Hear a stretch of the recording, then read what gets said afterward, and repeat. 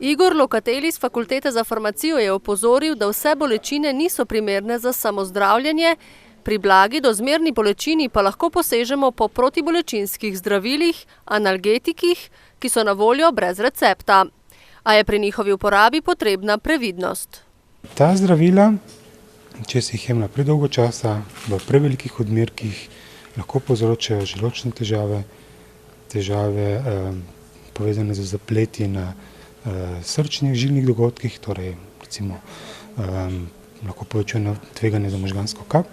Simona Vučko-Mole iz lekarne Ig je dodala, da posamezniki najpogosteje poiščejo pomoč farmacevta v lekarni zaradi glavobola, zobobola, menstrualnih bolečin, bolečin v hrbtu ter bolečin v mišicah in sklepih.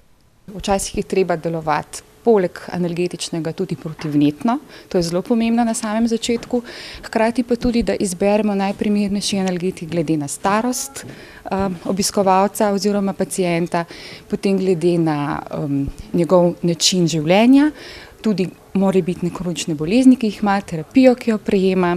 Trg analgetikov v Sloveniji je znotraj trga samozdravljenja eden največjih. Slovenci pa smo dokaj veliki porabniki teh zdravil, je povedala produktna vodja za izdelke brez recepta v Krki Mirjam Pangršič.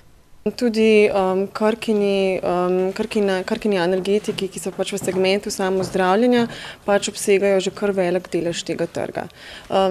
Najpomembnejša aktivna učinkovina oziroma je naproksen natrij.